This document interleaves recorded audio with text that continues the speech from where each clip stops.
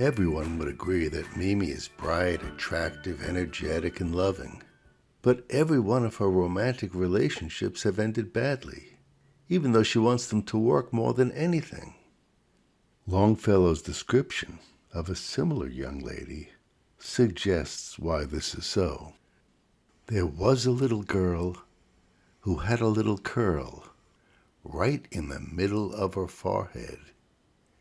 And when she was good, she was very, very good. But when she was bad, she was horrid. Now, most of the time, Mimi is very, very good. But when she thinks her partner is looking at other women, or believes he's secretly having an affair, she reacts in ways that destroy the relationship. Either she walks out, or treats her partner so horridly that he abandons her. It's frustrating for her friends and family to watch her act in ways that destroy the very thing she wants so badly. They wonder why she acts so perversely. And so the puzzle I have for you is, why does she follow that same path again and again and again? In other areas of her life, she learns from her mistakes, and she adjusts her performance to get the outcome she wants. But not here. Why? Her puzzle may be quite different than yours. However, the method we'll use to solve it is the same as the one we'll use to solve your puzzle. So let's illustrate this method by using it to solve Mimi's puzzle, and then we'll see if we can use it to figure out the solution to yours. In an earlier video, I showed you this picture of an event from Mimi's childhood and asked you to experience it from the little girl's first-person perspective and from the perspective of her loving aunt or uncle, who happened to observe it from a distance. Now I'd like you to observe an event from Mimi's adult life, from the perspective of an observer who has unconditional positive regard for Mimi. It could be a supportive aunt or uncle, or perhaps her therapist. And then I'd like you to observe the same event from Mimi's first-person perspective. And here we're at a disadvantage, because only Mimi has access to that data, her first-person perspective. Now, when you do your personal research, you will be able to access this critical data directly. But here we're limited to the observer's perspective, the same perspective her therapist has. So like her therapist, you'll have to do your best to put yourself in Mimi's shoes. Now, the point of this exercise is to discover how cause and effect work in Mimi's subjective universe. To do this research, we'll observe the three-component sequence alternately from the first-person perspective and from the third-person perspective of an observer. The first component of the sequence is the antecedent or triggering event, which we'll call the nominal stimulus. Next, we'll observe Mimi's physiological response to the triggering event, the change in motivation or emotion. And then we'll study what happened in the space between the stimulus and the response. What was it that turned the antecedent event into Mimi's particular response? To give you a feel for this method, let's do a thought experiment. Imagine that you are her therapist or a kindly aunt or uncle, and we have unconditional positive regard for Mimi, but are distant enough to be free of the various distortion mechanisms, such as frustration, anger, and poignancy, that prevent Mimi from seeing how she contributes to the unwanted outcomes. So we'll start by attempting to understand cause and effect from our dispassionate observer's perspective, and then from Mimi's first-person perspective. By shifting between these perspectives, you'll see why Mimi has failed to solve this puzzle, despite her many sincere attempts to do so, even though the solution is obvious to most observers. So here's the setup for our thought experiment. Mimi and her husband are about to divorce, and they're giving their marriage one last chance by seeing a therapist. You and I are observers who have unconditional positive regard for her, and you know that she wants the marriage to work. But there's something that repeatedly provokes anger and jealousy that makes a loving relationship impossible. For her to get to the outcome she wants, she'll have to solve the puzzle of what's causing her to repeatedly sabotage that outcome. And here's a hint. Each of us are certain that our own interpretation of the things that happen is valid. That we see the truth and other people don't really understand. So here's the event that precipitated the current crisis. Mimi's husband didn't arrive home from work at the usual time. By the time he got home, she was in a fury and accused him of having an affair with a coworker. And the fight was on, leading to this last-ditch attempt to save the marriage. Those of us rooting for Mimi would like to understand the cause of her intense emotional reaction. The only objective information I've given you so far about the cause of Mimi's reaction is that her husband came home later than usual from work. That's the nominal cause of her reaction.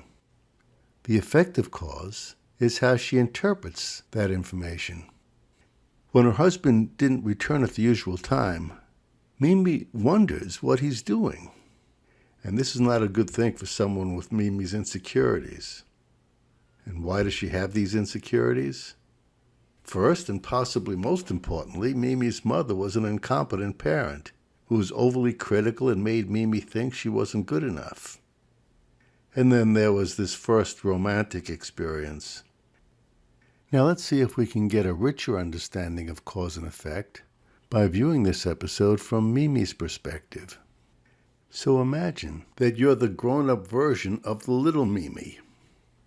Or if you're male, you can spell the interpretive filter you developed as a child as little M-E-M-E. And imagine how this first romantic experience would affect little Mimi. Mimi describes it as her first rejection. But that's not a factual description of the event, but her interpretation of the event. In fact, what the picture shows is that the little boy is kissing the little girl on his right and not kissing the little girl on his left. Mimi is interpreting this situation from her particular point of view. But when the therapist points out the distinction between the event and her reaction to the event, she responds with some frustration. Of course I felt rejected, because I was rejected. The photo documents it clearly. Her frustration with the therapist is understandable. Anyone who experienced the event would describe it just the way Mimi did. Wouldn't you if you were her? But when the same event is viewed from a different perspective, different interpretations are possible. Observers who know little boys may not see this as a rejection of the little girl on the left, but as his attempt at a threesome, starting with the little girl on his right. Naturally, there are many other possible interpretations, and none of them, including Mimi's, is valid and complete. But Mimi is not open to alternative interpretations. She knows the truth, and those who already know the truth are not open to different ways of looking at things. But Mimi doesn't really know the truth. What she takes as the truth is in fact only how things look from her particular perspective. And her interpretations of the actions of her romantic partners are biased by her assumption. He can't be trusted, because as soon as he finds someone more attractive, he'll abandon me. Now let's review the puzzle we're trying to solve. The question that sets up the puzzle is, why does Mimi knowingly choose a path that she's already discovered takes her to unwanted outcomes? And the answer is pretty straightforward. She's acting as if her premise is true. Namely, that her partner will dump her as soon as he finds someone more attractive. And we really don't know that this guy is not a cheating bastard. What we do know is that Mimi has this recurring pattern of seeing all her romantic partners as cheating bastards. From her history, we can appreciate why Mimi is vulnerable to seeing things the way she does. The puzzle is that Mimi is an impressive young lady who has solved many difficult and complex problems in her life. Why hasn't she solved this one? Why doesn't she learn how to get what she wants here, as she has in all other domains of her life? Why does she remain stuck on an obviously doomed strategy? If you haven't figured it out by now, here's the mechanism of her trap that makes escape so difficult, and that is that the self-sabotaging premise is self-confirmatory. The consequence of acting as if her intimate partner will abandon her causes her intimate partner to abandon her. If he doesn't end the relationship, she will. The recursive relationship between what you regard as true and what eventually turns out to be true is often called a self-fulfilling prophecy. Later, when I show you how to use this principle in the service of your will, I'll call it suggestion. The recursive relationship between expectations and outcomes is a common feature of recurring patterns of self-sabotage. For example, Bernie's premise is that everyone he knows is trying to screw him, and it's a safe bet that if you knew Bernie, you'd be trying to screw him too. Because these handicapping expectations elicit actions that confirm the original premise, these beliefs become dogma. To solve Mimi's puzzle, it's important to understand that the primary mechanism of her trap is not so much that she misinterprets the actions of her lovers. For all she knows, each one might be a cheating bastard. Her error is her certainty. She is not open to contradictory information, and once she suspects infidelity, the fate of the relationship is sealed.